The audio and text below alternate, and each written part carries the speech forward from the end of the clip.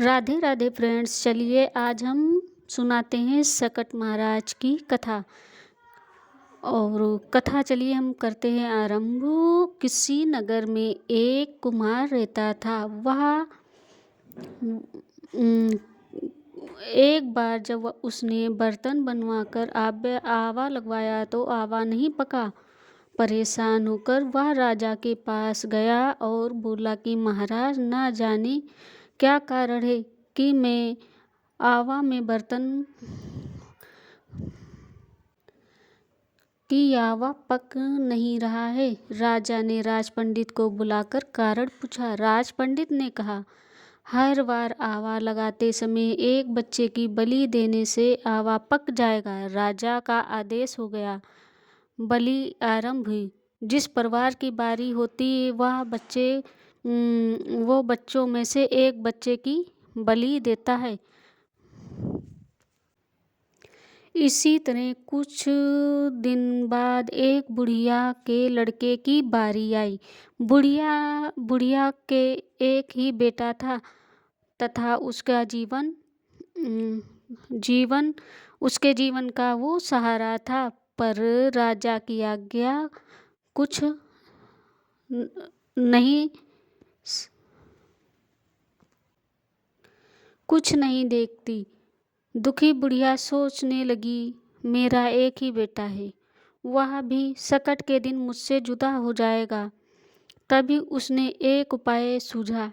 उसने लड़के को सकट की सुपारी तथा धूप की बीड़ा देकर कहा, भगवान के नाम लेकर आ- आंखें भगवान का नाम लेकर आवा में बैठ जाना।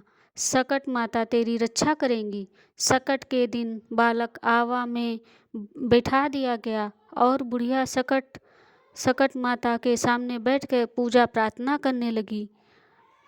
पहले तो आवा पकने में कई दिन लग जाते थे। इस बार सकट माता की कृपा से एक ही रात में आवा पक गया।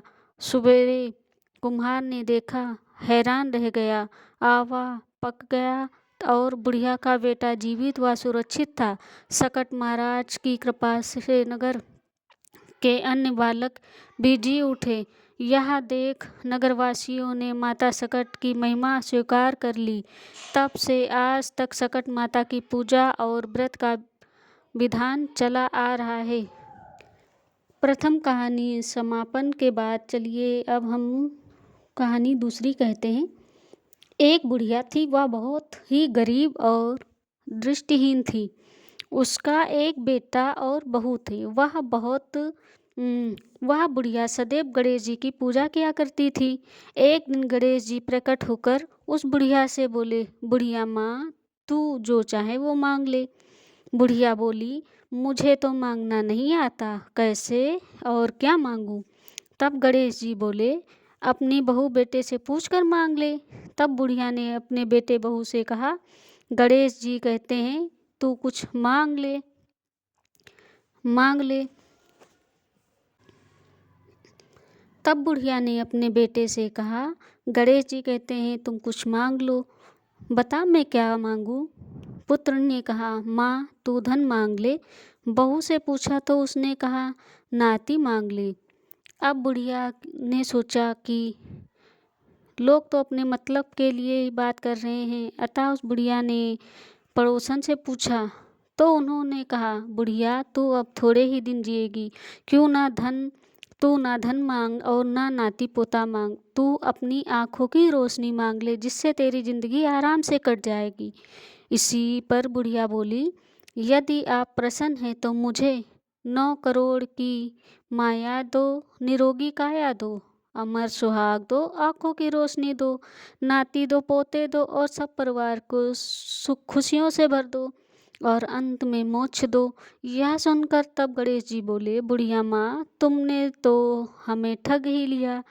फिर हम भी जो तूने मांगा वचन के अनुसार, हम तो बंधे हुए हैं तुम्हारे वचनों के अनुसार, अब वो तो हम तुझे देंगे ही। और फिर यह कहकर गणेश जी अंतर्ध्यान हो गए। उधर बुढ़िया माँ ने जो मांगा सब कुछ मिला।